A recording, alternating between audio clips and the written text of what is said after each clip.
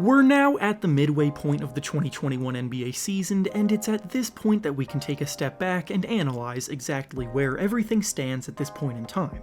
Based on preseason expectations, we can take a look at how every team and player are performing compared to their expectations, whether they've outperformed them or underperformed them, and where we think they can go from here. This is especially the case with rookies, who tend to be some of the most interesting players to watch as they get comfortable and progress through their first years in the league. This brings us to the topic of today's video, where we'll be going through every rookie drafted in the lottery and giving them a grade based on how the first half of their rookie season has gone so far, and whether or not they're playing up to their realistic expectations. Before we start though, it turns out about 66% of you watching right now aren't even subscribed to the channel, so please, if you enjoy the content, consider hitting the subscribe button, as not only does it help out a ton, but I would also very much appreciate it. Now with that being said, let's begin. Starting from the end of the lottery and working our way up towards the top picks, the 14th pick was Aaron Nesmith of the Boston Celtics. Nesmith was drafted as one of the premier shooters in the class, and that shooting ability is what got him taken in the lottery. His Celtics career started slowly, but as the season has progressed, he's earned more and more minutes, and he has shown overall improvement. However, he's still not that impactful overall, and his shooting hasn't been as reliable as advertised quite yet, as he's only making 35% of his attempts from deep on the season. So for a grade here, Nesmith gets a C- at the midway point. Next up, we'll be discussing the 13th pick in the draft, which was Kira Lewis of the New Orleans Pelicans. Lewis's lightning-quick speed and motor are what made him such an intriguing lottery pick, but he came into a Pelicans team with a pretty crowded backcourt. Getting consistent minutes was never going to be easy for him, and there have been several games where he doesn't even get minutes at all. But when he does get an opportunity to play, he's done a decent job making his presence felt. He still makes a lot of the typical rookie mistakes that guards do, and his consistency isn't there yet either, but rookie guards are typically like that anyway, so for a grade here, he gets a C. Next up is the 12th pick, which was Tyrese Haliburton of the Sacramento Kings.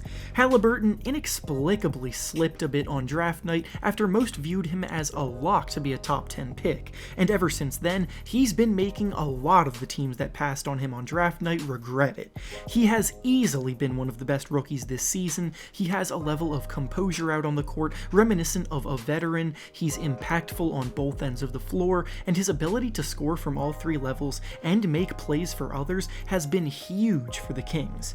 The grade here is an easy A+, exceeding any and all expectations you could have had for him prior to the year.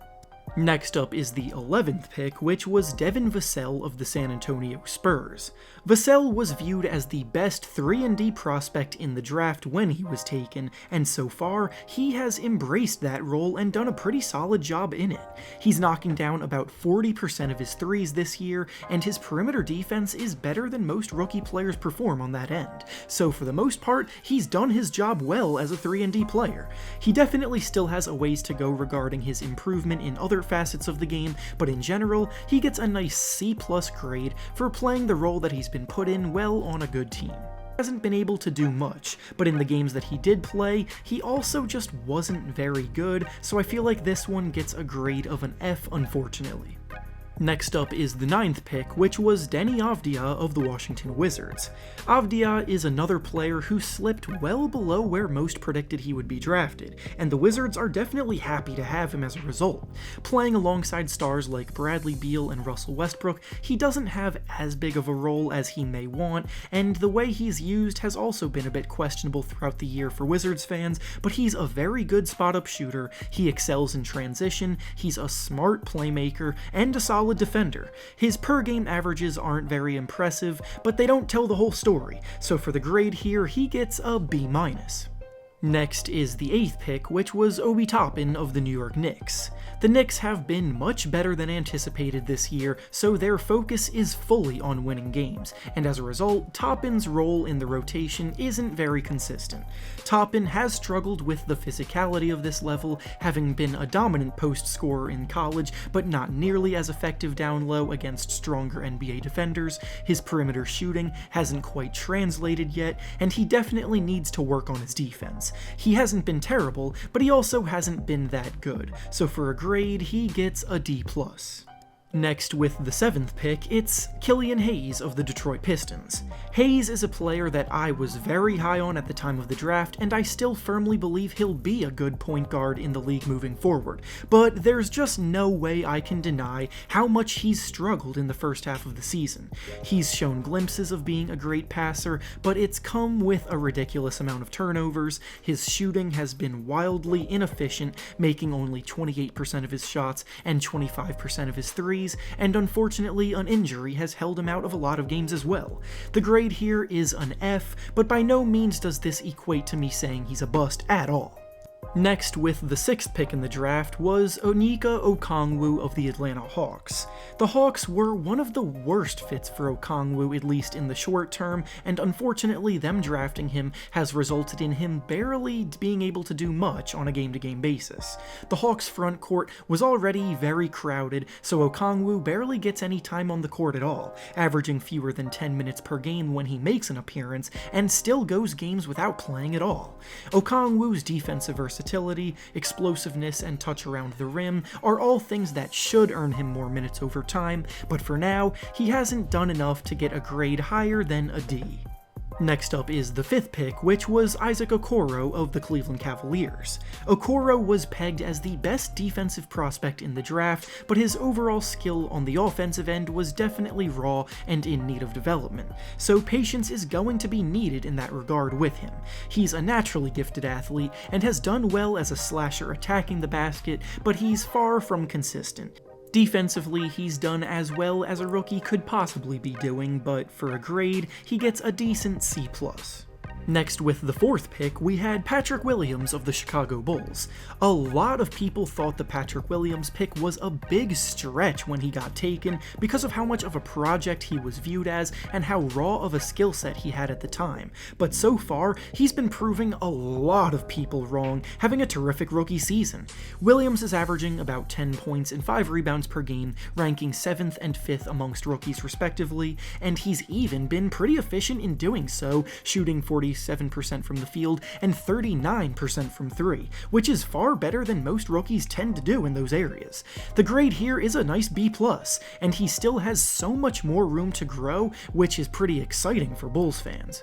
Next up is the 3rd pick, which was LaMelo Ball of the Charlotte Hornets. Ball has easily been the best rookie of the season, leading all rookies in pretty much every statistical category. Ever since he's been put into the starting lineup, he's been averaging 21 points, 7 assists, and 6 rebounds per game, while shooting the lights out at 46% from the field and 45% from 3 in that span, and his combination of silky smooth playmaking and shot creation makes the grade here an easy A+ for the guy that should win the Rookie of the Year award easily. Next is the 2nd pick, which was James Wiseman of the Golden State Warriors. Wiseman has flashed supreme potential on several occasions, but he's also had quite a few frustrating spells that show that he has a lot to learn. He's a great shot blocker, but he bites on pump fakes and fouls players a lot, averaging about 5.6 fouls per 36 minutes. There's a lot of raw potential inside of him, but right now he's been pretty inconsistent, so for a grade, he only gets a B. And finally, we've reached the number 1 pick, which was Anthony Edwards of the Minnesota Timberwolves. Edwards was drafted to be the best scorer in the draft, but the thing about rookie scorers is that inconsistency and inefficiency pretty much guarantee for all of them early on, and it's no different for Edwards. He's the 2nd leading scorer amongst rookies just behind LaMelo Ball, but he's only shooting 37% from the field and 30% from 3. He has shown the necessary glimpses of what he can be moving forward though, and he's had a ton of fun highlight dunks that just make you say wow when you see them, but for a grade he gets a B+. And with that being said, that's all I have for you today. Make sure to like the video, subscribe to the channel, and comment down below how you would grade these players so far in their careers. Thanks for watching, and I'll see you all next time.